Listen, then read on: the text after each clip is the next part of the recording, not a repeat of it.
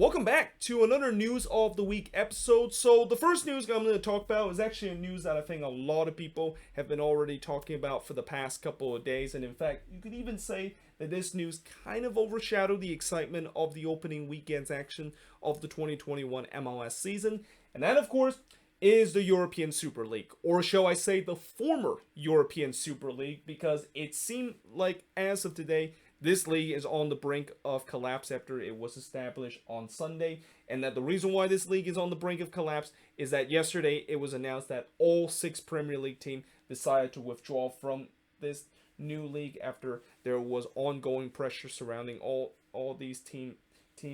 fans that was protesting in terms of seeing their team joining this brand new league. And even the players and coaches have said that they will not play for these teams if they decide to continue to be part of this European Super League. And also with the way that how these 6 Premier League teams is kind of maybe the reason why this league could potentially sustain itself financially. Well, now without these 6 Premier League teams being in it, there really isn't any way where this league could potentially sustain itself in terms of financially to keep it going and start as soon as next season. Now, my quick discussion about this news isn't really going to be me continue to talk about why exactly it's being universally hated, and that really the only people that is in favor of this is actually the owners of the team that is going to be participate in this brand new league. But more like I am going to do a quick discussion in terms of how this creation and now potentially demise of the European Super League could actually have something to do with what's going on here in MLS, and more specifically what's going on here in North America, where if you have heard from the past couple of years, there's been a lot of rumors and rumblings around that North America potentially is going to create its own Super League. And that my fear with the way that when on Sunday it was first announced that Europe is going to create its own Super League, I was worried that the people here in North America, and specifically MLS Commissioner Don Gabbard and also Liga MX's commissioner, was going to potentially think about how, well, if Europe is going to create their own Super League, we might as well start our own Super League and start the process where MLS team and Liga MX's team is going to merge together to form one big Super League. Now, I've also said before why I have always completely against that idea, because as a traditionalist, I feel like it is completely unnecessary to see both of these leagues merge together to form one big North America Super League, because you don't see other leagues that decided to basically merge with another league from another country and form one big Super League. Like, you see a lot of these leagues, they usually have a league mainly based in the country that they're in, or in case of some country like France, where they do have a principality that is down there near the southern portion of their region called Monte Carlo. Then that is kind of like the only exception in terms of that. And as a tradition, it seemed like the league that each of these countries, of course, create are actually based in the country that they're from, and not actually what we're going to see here with Liga MX and MLS decide to merge together and form a one big league just based on the continent that they are in. But the other thing that I also hated this idea is that there's going to be a lot of logistic and formatting nightmares that is going to happen. Like, they said that they're going to figure it out, but are they going to figure it out? And are they actually going to create a nice format where everybody is going to agree on? Probably not. So that's why I fear that, when the European Super League was going to create, they must have thought of the idea that they might as well just create their own Super League and accelerate this process, that eventually we're going to see a Liga MX and MLS merger and the creation of a North America's Super League. But, now with the European Super League being in its demise, maybe this could be a way where maybe some of the people here that wants to create a North America Super League might actually feel like this might not be a great idea, and it might not actually satisfy a lot of the fans here in MLS and even down in Liga MX that they want this to be a reality. But who knows? Maybe they'll continue to think about it's going to be it's going to happen eventually, and maybe, even with the demise of the European Super League, they might learn something of why exactly it led to its demise, and maybe use it as a way to think about how they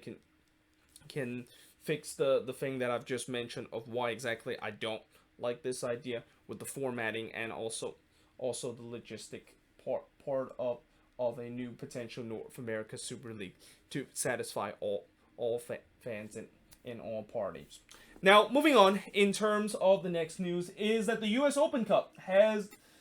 basically, well, actually not the U.S. Open Cup, but more like the committee of the U.S. Open Cup have announced that they are not going to be holding the U.S. Open Cup again this year, and that, I think this is probably not a big surprise, considering the fact that, they already had problems in terms of actually having the opening round that is going to happen. And it seemed like with the way that the U.S. Open Cup is going to be structured this year, it just feels like it's a gimmick kind of competition, and that I feel like whoever does win this U.S. Open Cup, there's going to be a big asterisk in terms of the name with the way how it actually formatted. And I always feel like if the U.S. Open Cup was going to happen again, at least do it in a way where they're going to go back to the old format, where every single MLS team and USL Championship team, and even to some extent some of these lower league team, have a chance to participate in this competition, and not what's going on with the original format, where it's clearly favorite MLS team, and also, so, well, I wouldn't say it just clearly favorite MLS team, but also kind of gone against some MLS team, knowing the fact that, not every single team is going to be participating in the competition, and the way that MLS team participate in this competition looks like a huge gimmick, with the way that they decided to figure out who will gets the rights to be participating in this competition, just based on the first free regular season game. And I think with that being now out of the way, maybe that's the reason why this weekend we have seen games that isn't as boring, and that maybe a lot of these teams don't have to worry about how, well, if we want to be part of this competition, we better put our strongest team together and actually get these results. Whereas you're going to have some teams that probably don't want to be part of this competition, are just going to rest some of their guys and just purposely lose in their first free game of the season, so that they don't want to be participate in this competition. Now, moving on, in terms of the next news, is that Nick Romano have joined the coaching staff of with the RSL Academy team. Now, I haven't heard exactly which Academy team that he has joined in terms of the coaching staff, but it's great to see that Nick Romano is starting his coaching career, and that I've always said that when he retired just 2 years ago, there definitely is going to be a case where he is going to become a coach after he retired, because of the leadership that he brought to that RSL team for almost 2 decades. And it's great to see that he is now starting his coaching career first with the academy team. And who knows, maybe down the years we might see Nick Romano potentially be a future MLS head coach. I mean, especially with RSL, knowing the fact that they are a team that are willing to name head coaches based from their academy, with most recently Freddie Horace coming from the academy and now being the head coach of RSL. Maybe 5 years down the line, we could potentially see Nick Romano potentially become the head coach of RSL. Now, moving on, in terms of some of the transfer rumors and signings, which again, as we're now into the season, we're not going to hear as much transfer signings and rumors that is going to happen. Although this week was kind of an exception, because we did have a blockbuster move that was made from this week. And that, of course, is the Redbulls have acquired Frankie Amaya in exchange for $950,000 general allocation money, and an addition $125,000 general allocation money could be added based on performance incentive. Now, there's no doubt that is a huge amount of fee that the Redbulls have to get to pay to FC Cincinnati in order to get Frankie Amaya. But we have already heard rumors talk about how it was pretty clear that Amaya probably is not going to be part of FC Cincinnati anymore, because he's already said that he demand a trade away from the club. And I think him going to the Redbulls is the right choice because if he wants to continue to develop his career and fulfill his potential, he's probably have a better time of going to the Red Bulls that has a history of able to develop a lot of young guys and sell them off to Europe rather than FC Cincinnati. Now, one thing that I've also heard is that Amaya have said that he want to play in that number 10 role when he does move on from FC Cincinnati rather than the role that he currently plays, formerly plays with FC Cincinnati in that number 8 spot. But knowing the fact that the Red Bulls also have a guy by the name of Caden Clark playing that number 10 role, yeah, unfortunately, I don't think he's going to get the wish that he's going to be playing as a number 10 for the Red Bulls, and maybe the Red Bulls are going to be putting him as a number 8 again and as a number 6. And again, from what I heard is that Amaya have said that he want to play in that number 10 role, and he feels more comfortable if he actually does play in that role. So we shall see whether or not if the Red Bulls would grant his wish. But that being said, as long as if they have a kid named Caden Clark being in their roster, I don't think Amaya is going to have a chance to play in that role, unless if the Red Bulls decide to move on from Caden Clark and decide to sell him for a big sum of money and sell him off to Europe as soon as the end of this season. Now, sticking with the Red Bulls, they also have finalized a deal for Celtic striker Patrick Camilla. He's a Polish striker that I'm not quite sure, is he a starting striker for Celtic, or is he kind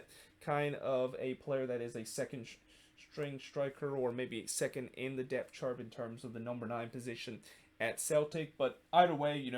I have heard some good thing about him, and that the Red Bulls, it's pretty clear that they need a number 9. Consider the number 9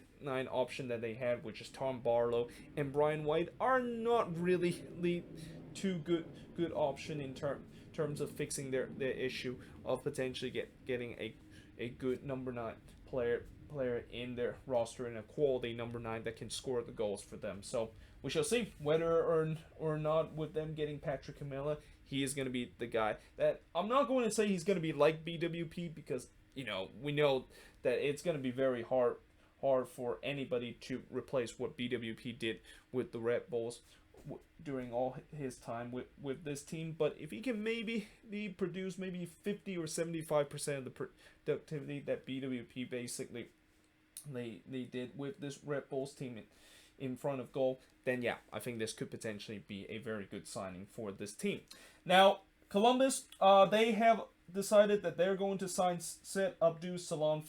from the MLS waiver list, and pretty much continue their tradition in terms of approaching a couple of their players from FC Cincinnati. Although, I said before with Said Abdul Salam, I'm kind of surprised that FC Cincinnati decided to not re-sign him. I mean, I know he didn't really get a lot of minutes with this team, but I thought he was a good utility player for Cincinnati. And now Columbus, knowing the fact that, we talk about how throughout this season Columbus seems to be a team that is the deepest team out of everybody, and it seems like the MLS gods kind of took that personally and have struck them down with a lot of injury, which unfortunately I'll talk about one of their star player that unfortunately is going to be done for the season with a torn ACL. But it seemed like now the Crew, knowing the fact that they might take a lot of dent in terms of them being a very deep team, they decided to maybe add a little bit more depth, just in case if this injury crisis that they currently have is going to continue. The Crew, they are just getting no luck in terms of injuries, with how many players that have been end up on the IR list, or even potentially end up with the IR list, with them just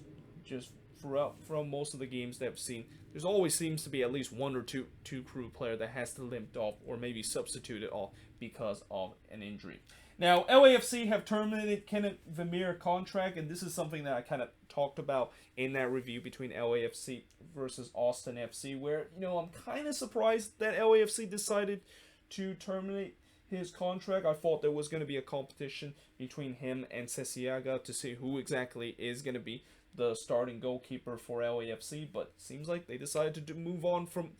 Kenneth Vermeer. And again, unless if they're going to be potentially bringing a goalkeeper from within their own organization, or they might actually go for signing a goalkeeper within the league, or even somewhere else in the summer transfer window. It's kind of interesting to see why they decided to terminate Vermeer contract. And I didn't think Kenneth Vermeer was bad with LAFC. Sure, yes, he did had some inconsistent performance with this team, but with the way that how he performed in that CCL run that LAFC made to the finals last year, I feel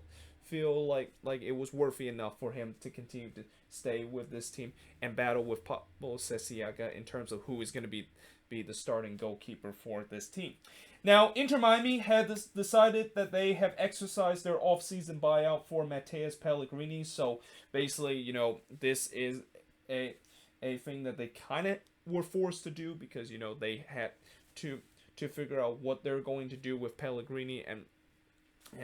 whether or not if they're going to sell them off to another team so that they can get themselves under just free DP in their team heading into their opening day game, or the fact that they have to buy out Matheus Pellegrini, which they did exactly that. And now Pellegrini basically is now going to be joining their USL affiliate team, that is Fort Lauderdale CF. And I gotta say, I gotta feel bad for Pellegrini. I mean, I don't think this was a thing that he was hoping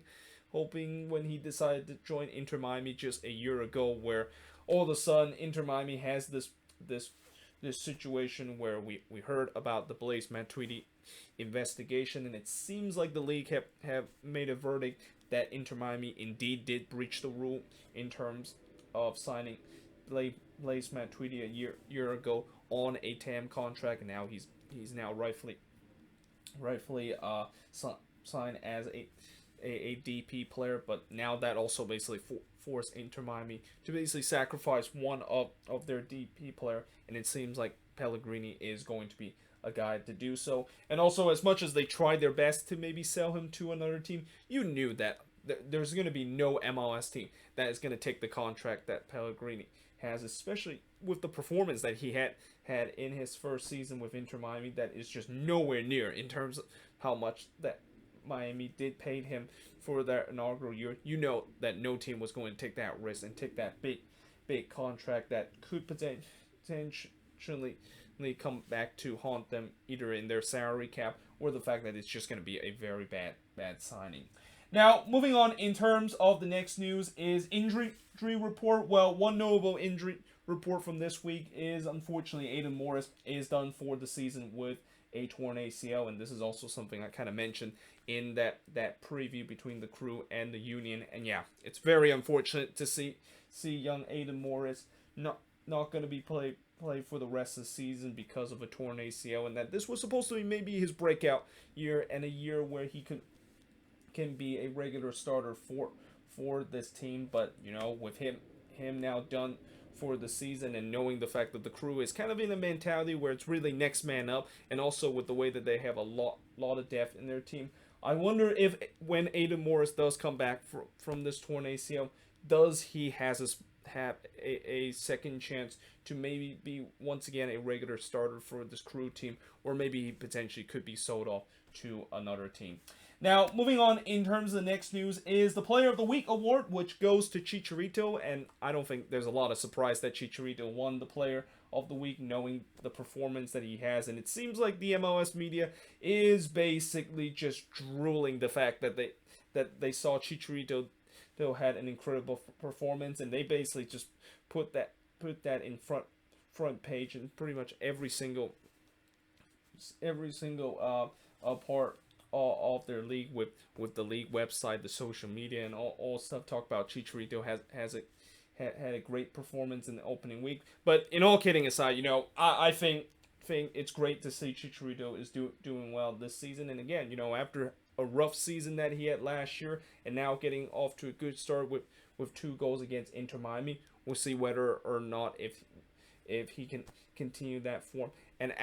actually fulfill what the Galaxy decided to pay him a lot of money to do so when he came to that team last year. Now, FC Cincinnati have decided that they're going to name their new stadium TQL Stadium, And apparently, from what I heard about TQL, is that it's one of the biggest private firm in the country and the biggest private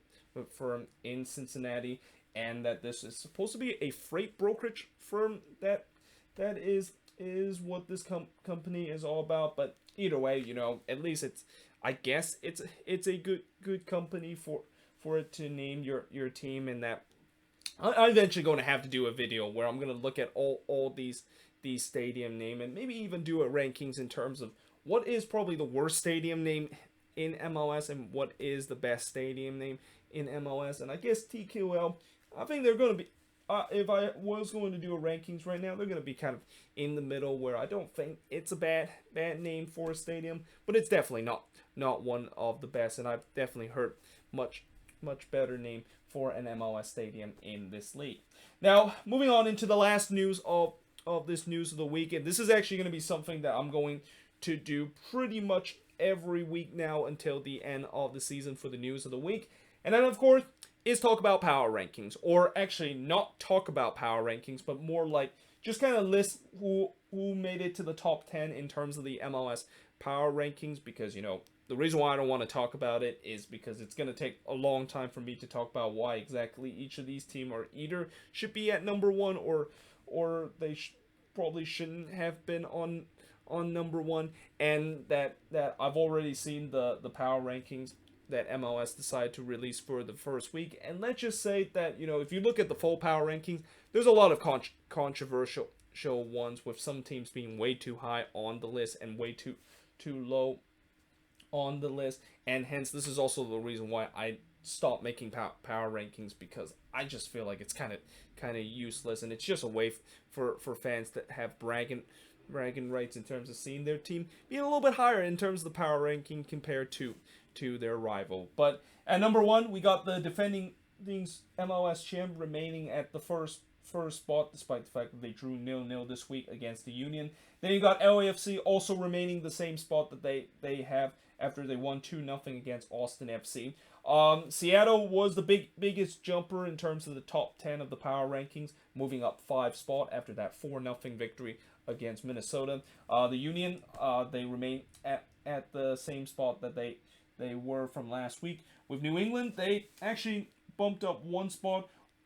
while the Timbers dropped 3 spot from the opening weekends of the first week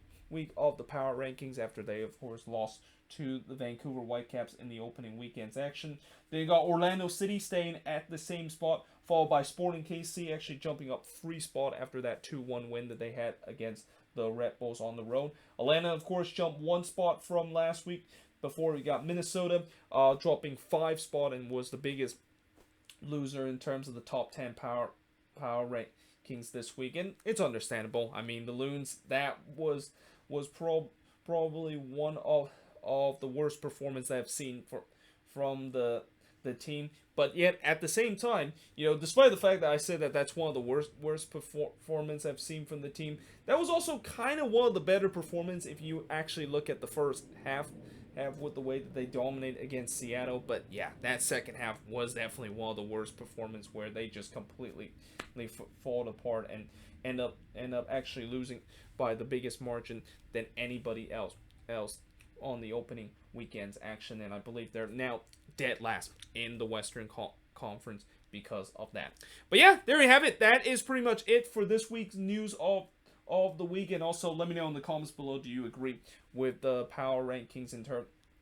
terms of the top 10 that MLS basically released? And I also want to just specifically tell you that this is based on what the league put in. This is not from their power rankings that ESPN and other news sources decided to do. I mean, I also look at the ESPN power rankings, and let's just say they're even more ridiculous than what